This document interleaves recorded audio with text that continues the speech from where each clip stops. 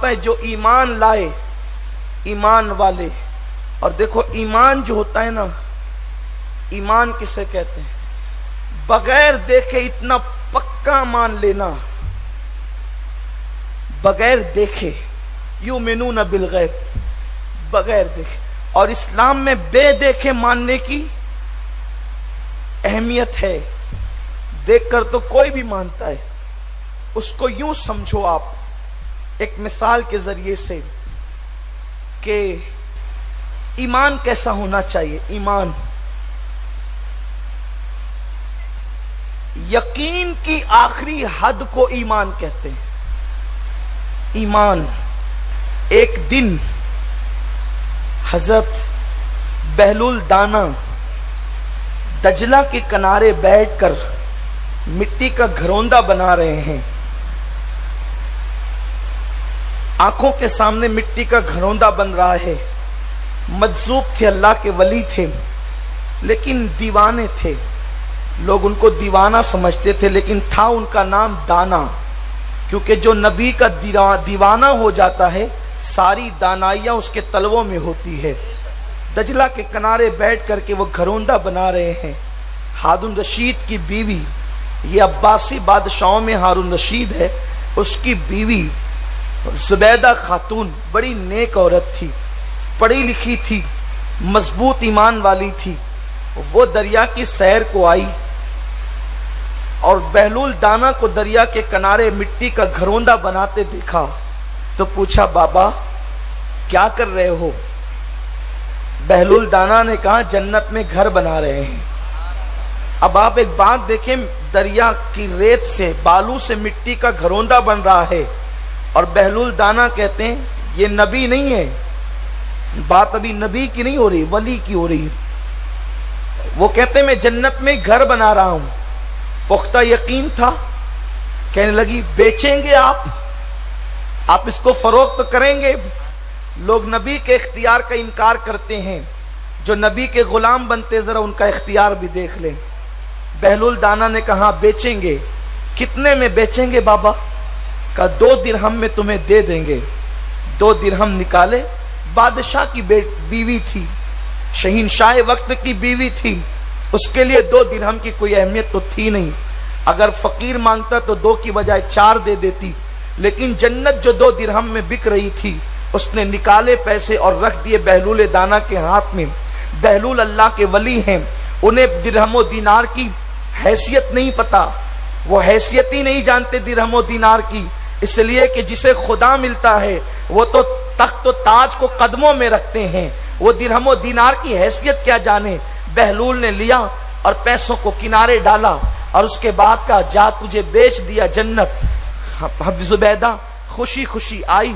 हारून रशीद ने अपनी बीवी को खुशी से उछलते कूदते और मसरूर देखा तो कहते हैं खैर तो है। जुबैदा ने बड़ी खुशी खुशी अपने शौहर को बताया, बात यह है ना बादशाह साहब कि हम तो जन्नत खरीद करके आए हैं। हारून रशीद ने कहा, लो साहब अब जन्नत भी बिकने लगी, तुम जैसे लोग जन्नत खरीदने लगे? कहा हाँ। कैसे? कहा बहलुल जन्नत बेच रहे थे, हमने खरीद लिया। कहा पागल, अगर ऐसे ही जन्नत बिकती तो फिर क्या होता? छोड़ ये सारी बातें, दीवानगी की बातें। बहलुल भी दीवाना, तू भी दीवानी। ये कोई बात हुई कि जन्नत 2 दिरहम में खरीद ली और फिर खूब जो कहना था कह लिया, इसलिए कि अंदाज उनका अपना था। कहा जुबैदा का चेहरा उतरा। शाम हुई जाती थी, उसके बाद जुबैदा जितनी खुश थी उतनी गमगीन हो गई। आखिर मैंने बादशाह को बताया क्यों? न बताती तो अच्छा होता।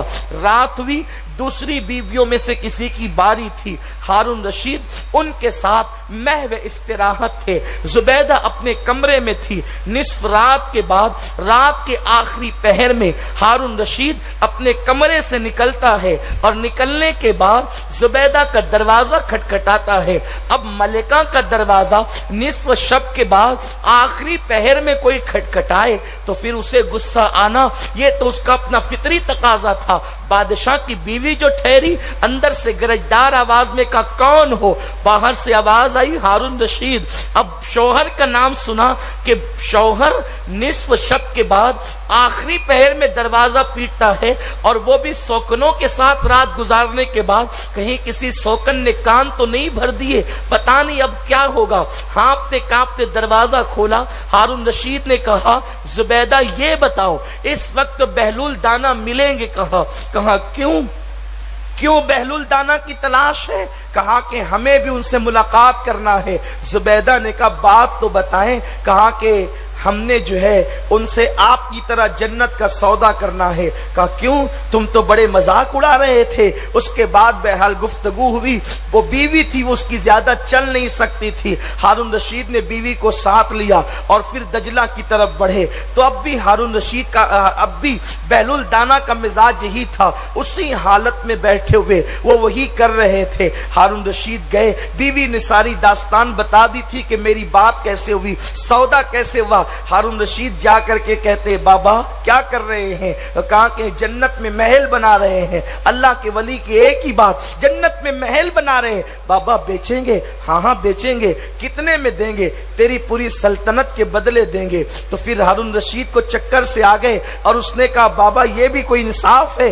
زبیدہ خریدنے آئی تو 2 درہم میں دے دیا، اور ہم آئے تو پوری سلطنت مانتے ہیں۔ تو اس وقت بہلول دانا نے کہا تھا نادان، زبیدہ نے بغیر دیکھے خریدا تھا اور تو نے دیکھ کر کے خریدا ہے، اس لیے کہ معاملہ یوں تھا۔ ہارون رشید نے رات کو خواب دیکھا تھا کہ ایک محل ہے جنت کے اندر اور اس پر زبیدہ کا نام لکھا ہوا ہے، اور زبیدہ کا نام دیکھ کر کے پوچھا یہ کون سی زبیدہ ہے؟ کہا آج کل جو تیرے نکاح میں ہے یہ وہی زبیدہ ہے۔ تو ہارون رشید نے کہا تھا ذرا اندر جانے دو۔ کہا یہاں بیوی شوہر نہیں چلتا، بیوی شریک حیات دنیا میں، بیوی کی جنت میں بیوی آتی ہے، شوہر کی جنت میں شوہر جاتا ہے، ایک دوسرے کی جنت میں آ نہیں سکتے جب تک اللہ نہ چاہے۔ یہ محل تو زبیدہ کا ہے۔ کہا زبیدہ نے کون سا عمل کیا جس سے اسے جنت میں محل ملا؟ تو کہا اس نے کل تو بہلول دانا سے جنت خریدی ہے، وہ یہی محل تو ہے۔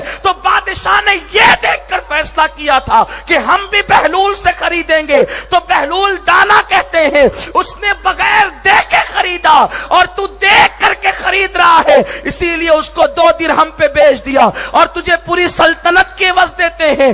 آپ غور فرمائیں کہ خواب ہارون رشید نے اپنے محل میں دیکھا، بہلول دانا دجلہ سے بیداری میں جانتے ہیں کہ وہ خواب دیکھ رہا ہے۔ جب بہلول کے دیکھنے کا یہ عالم ہے تو